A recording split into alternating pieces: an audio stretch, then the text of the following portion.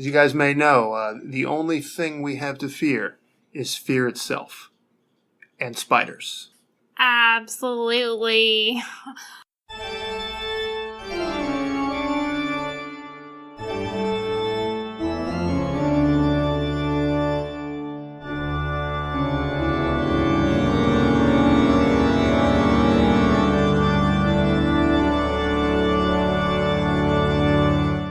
Hey guys, it's Matt and Amanda with Schorr Manor here, and we have a special guest for you today. If you've been following our podcast, you will recognize the name Drew. Drew is our best friend, and he is here to help us with everything that we do, and he gets roped into a lot of stuff he had no idea he was going to be doing. All the time. And he just kind of shows up and finds out, oh, we're going to build a crypt today. That's right. So he is here with us in this podcast. He will be adding to it as we go along. But today's podcast is for all of you foodies out there. I am not a foodie, but Matt and Drew are. So one of the biggest things about Halloween for us is what food we're going to serve.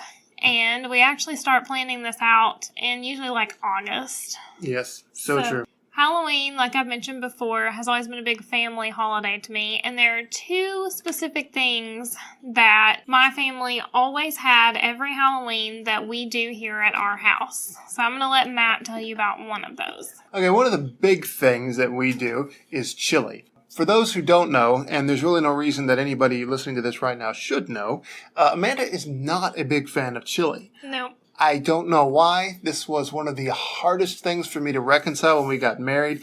Amanda just does not like chili. There's nothing I can do to make her interested. She won't even try white chili with chicken. It's just a non-starter for her. But I love chili. I grew up on chili. I love making chili. And I'm going to toss over to Drew here. Drew, how do you feel about chili? It's good. That's all you got. It's good.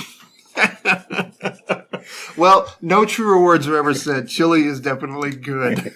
No, it's not. Oh, it's fantastic stuff. So this is the one time a year. There are no other days throughout any year that I am allowed to make chili. So this is like a holy sacrament for me on Halloween day. I get out the crock pot, I put in the chili beans, I put in the beef, I throw in some extra goodies here and there as well that I'm going to keep to myself because it's a little bit of a secret. And I make chili for everybody who dares to come to our house and celebrate Halloween with us. One of those is, of course, Drew. So, Drew, how do you feel about my chili? It is delicious. Yeah. Drew eats my bowl. He eats his bowl and mine. I usually do 2 or 3 helpings. Yeah, me too, because it's the only time we get to have chili in this house. We got to make it count. Yes, so to put this in perspective, we have 4 crock pots that we use. We have a big, 6-quart crock pot, and then my grandparents, the first year that we were married, got us it's like a set of 3, but it's all one machine. And so Matt does the chili in the big crock pot.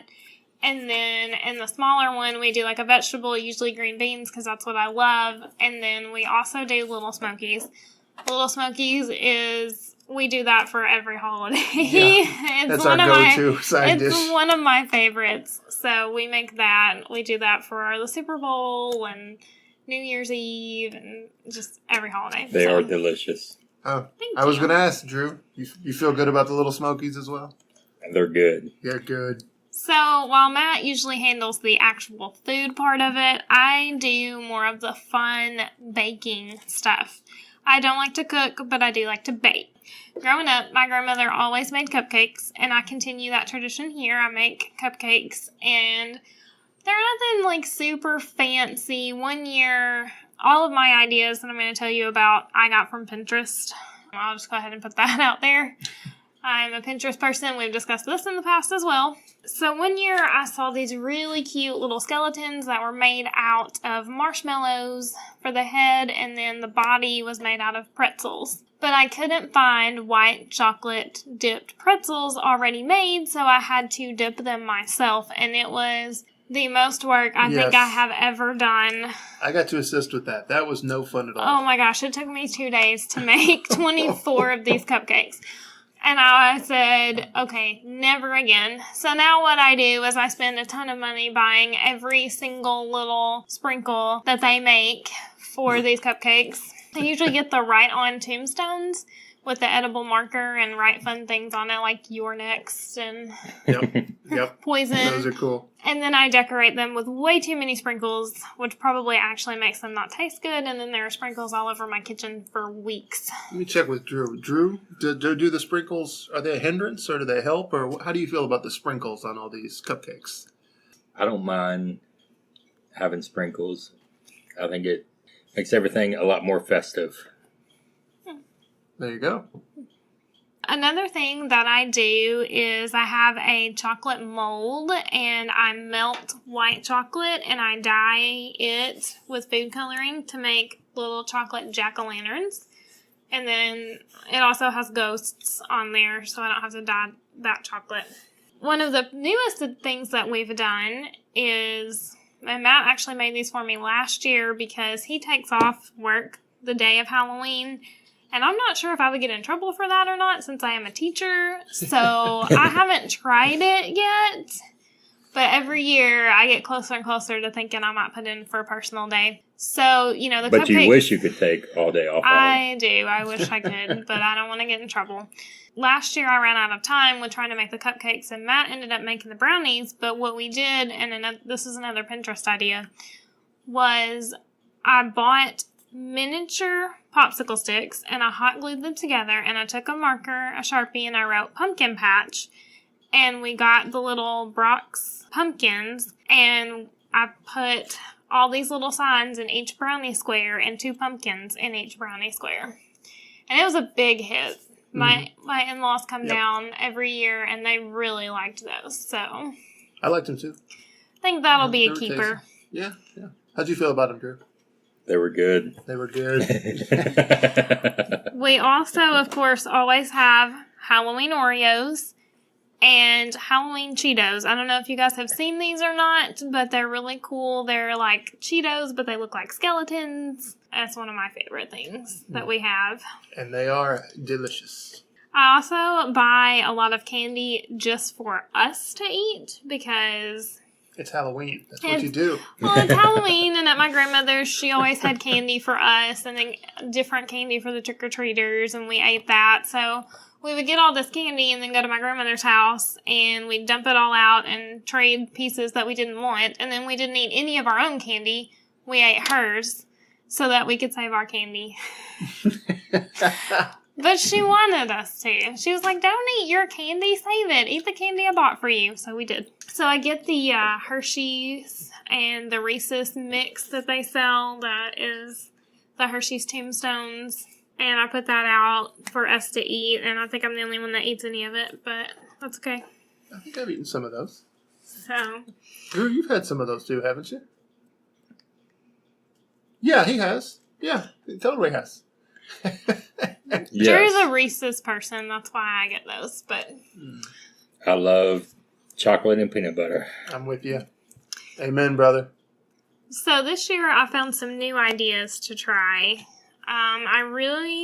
This isn't a new idea. I've just never made them before, but I want to because they're delicious and I love them. I want to make Rice Krispie treats. And then I found a recipe for crock pot candy corn hot chocolate, and you buy the little ghost-shaped peeps and you put it in there.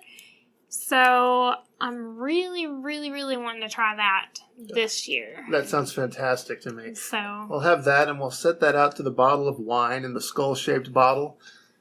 I think that'll be that'll be a great thing for our guests this year, don't you think? Yes. Yes? Yes. Yeah, come on now. I thought you were going to say because it's so cold.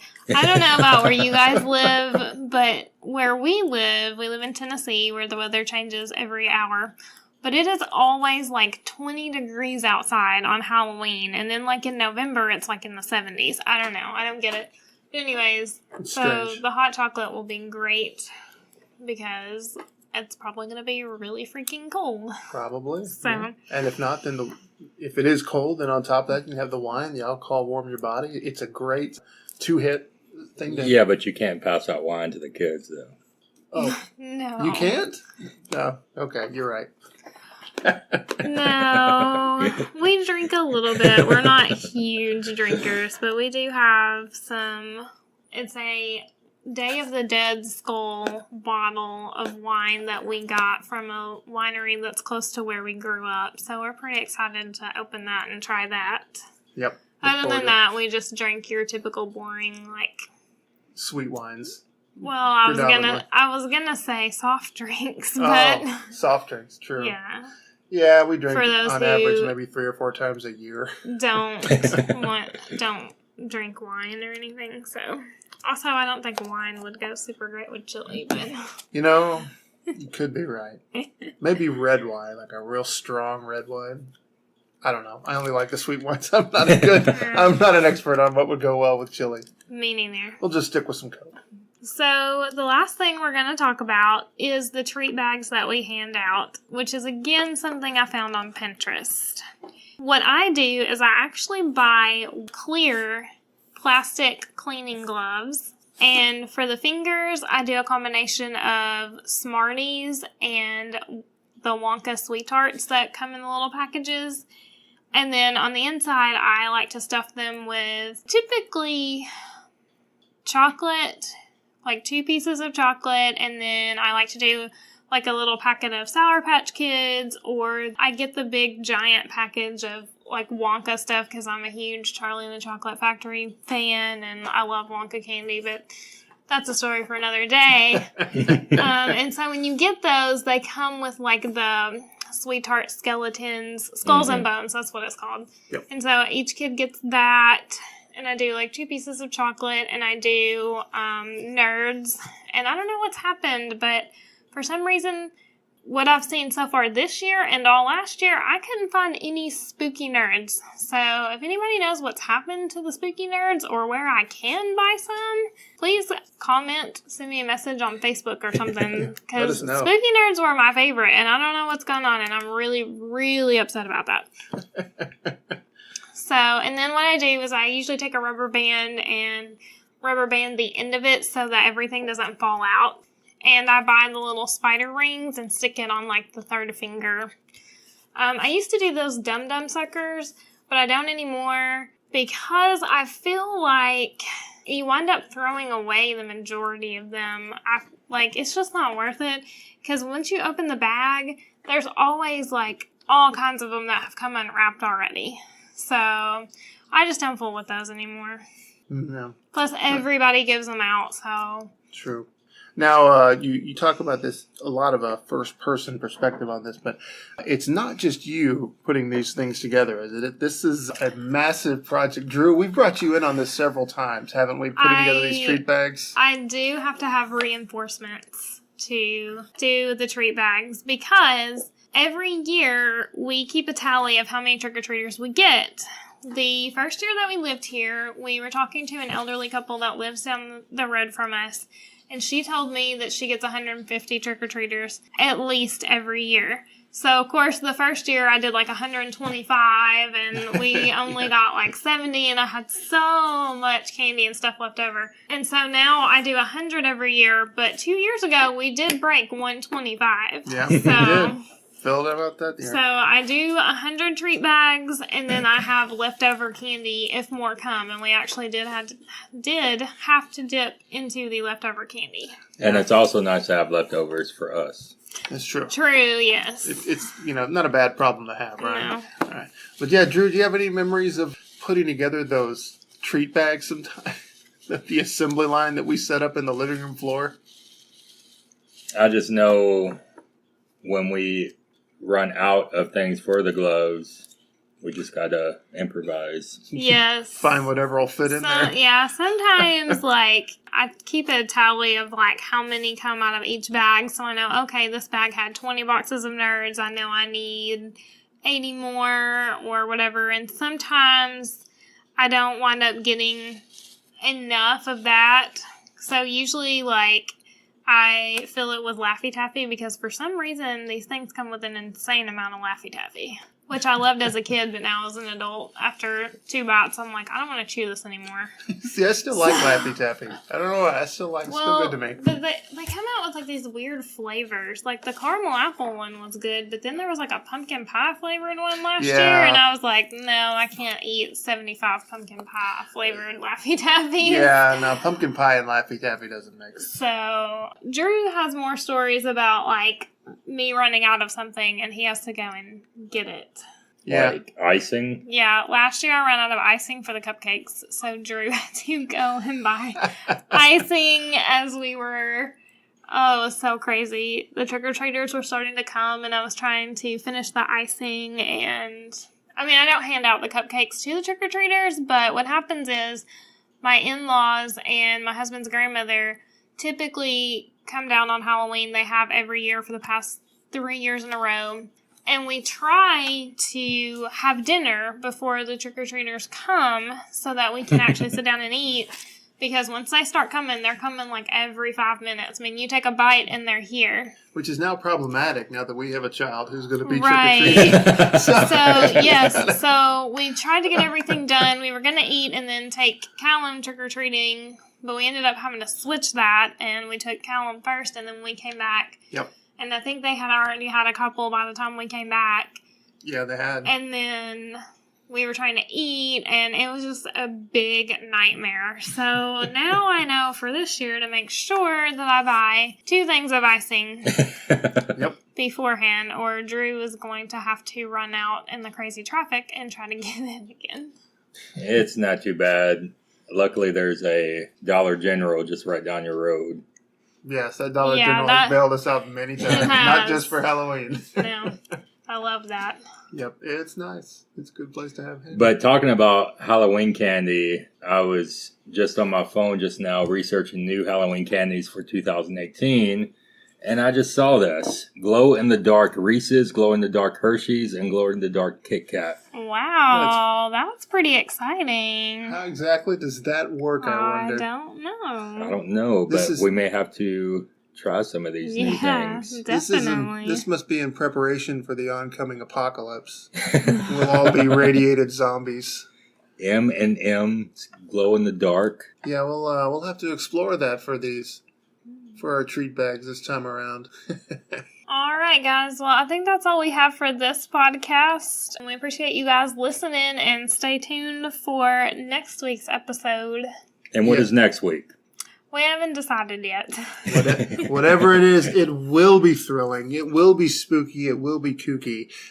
Make sure you check it out. All right, guys. We love you. And as we always say here at Schorr Manor, happy haunting.